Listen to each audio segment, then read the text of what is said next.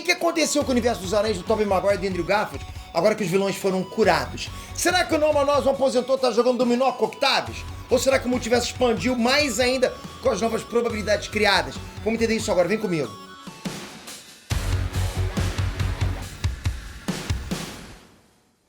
Inês Trunks, Peter aqui! Pra provar que eu li os comentários, hoje eu vou responder a sugestão de um inscrito que perguntou o que mudou nas linhas do tempo do Andrew e do Tobey depois que ele e os vilões curados voltaram. E quem mandou essa foi o Giovanni Silva, valeu pela pergunta e bora conferir. Será que seguindo a lógica que a Marvel vem criando sobre viagens no tempo e multiverso, é possível imaginar o que rolou no universo dos Aranhas da Sony?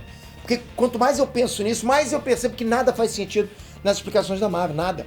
Mas deixa de papo e bora pro vídeo. Ah, e só rapidinho, tamo no IBEST, galera. Ainda tamo. Tá chegando a segunda e última etapa. Na primeira etapa, tamo conseguindo o que você votou. Talvez você que está aí me vendo ainda não votou e é muito rápido. E eu vou deixar aqui embaixo o link. Galera, ajuda a gente a chegar na última fase. E depois, na última fase, lembrando, hein? Já vou te avisando com aviso prévio. Eu vou ter que te incomodar de novo, porque na última fase zero os votos. Mas ainda não tá 100% garantido que eu chegue na segunda etapa.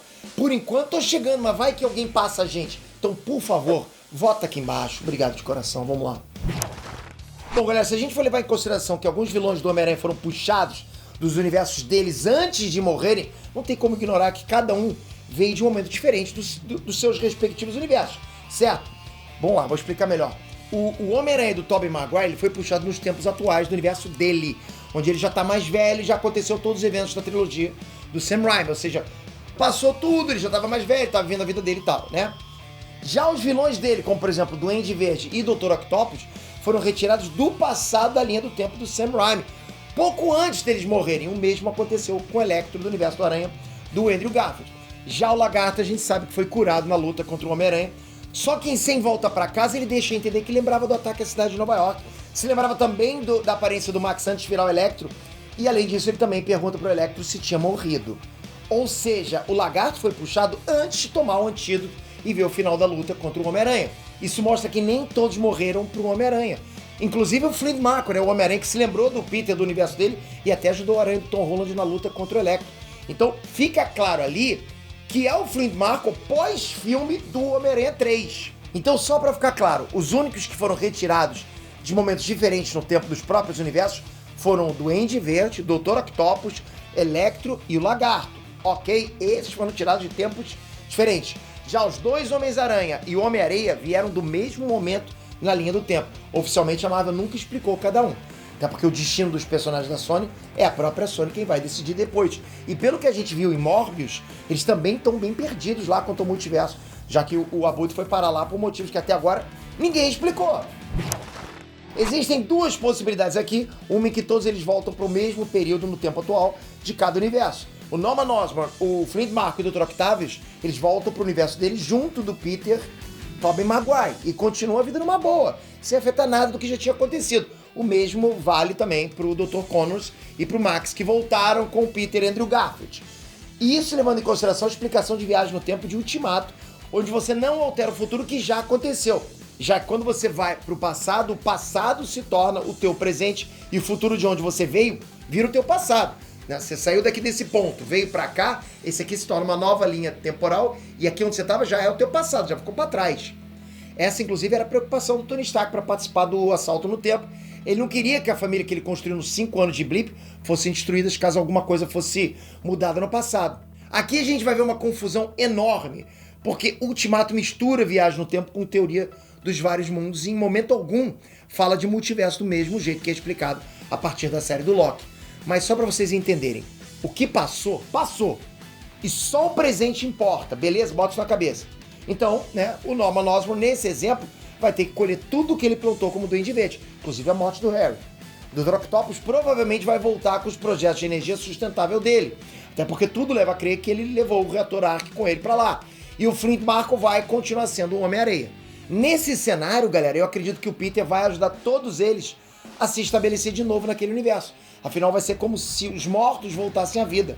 Da mesma forma como o Peter e Andrew Garfield também vai ajudar o Connors e o Max. E você pode dizer, mas Peter, se eles morreram nessa realidade, como é que eles podem estar vivos? Não era para o universo ter sido alterado? Aí a gente vai entrar em física quântica, nuvem de probabilidades, né? Para no final a gente entender que as duas probabilidades são válidas. Logo, tudo existe ao mesmo tempo. É o mesmo exemplo que o Hulk dá quando diz que se acabar com Thanos enquanto ele ainda é um bebê, não vai mudar o futuro. O que aconteceu, aconteceu. E se a gente colocar a teoria de vários mundos com essa nuvem de probabilidade, a gente parte para o próximo cenário, onde cada probabilidade dessa cria uma ramificação no multiverso, né? Ou como a gente conheceu na série do Loki, um evento Nexus. Aqui, para cada mudança, vai surgir um universo novo. Quando Norman Osborn volta, ele não é mais um vilão. Então ele não vai lutar até a morte com o Homem-Aranha, e parte dos traumas do Peter daquele universo vão pro ralo. Com isso, o Duende Verde deixa de existir e o Harry não vai morrer. E isso sem falar que nesse universo, o Norman vai poder impedir que o projeto do Dr. Octopus dê errado e que ele se transforme em um vilão. Esse, então, é um novo universo na ramificação desse multiverso. É uma nova realidade alternativa, ou seja, é um novo what if. O que aconteceria se, entende? Se o Dr. Octopus não fosse vilão e por assim vai. Da mesma forma como o universo que o Dr. Octopus volta, desliga a máquina dele a tempo e talvez até se livre dos tentáculos de metais. Se ele realmente pegou o reator Ark, nessa ramificação pode existir energia criada pelo Stark e até uma nova versão do uniforme do Homem-Aranha criada pelo próprio Dr. Octopus, Octavius. É uma versão do superior Homem-Aranha. Já o Electro, ele poderia voltar pouco antes do Duende Verde aparecer e ajudar o Peter a tirar a Gwen Stacy de lá para ela não morrer, né? Criando um universo onde a Gwen tá viva sem alterar o universo principal do Peter, do Andrew Garfield.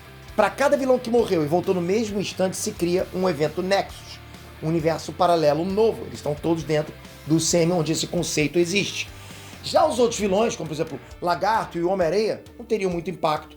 Eu não sei nem se iriam criar um evento Nexus. Mas a real, galera, é uma só. A Marvel se perdeu com as explicações de viagens temporais e multiversais que ela criou. Ela mesmo criou, mas ela se perdeu.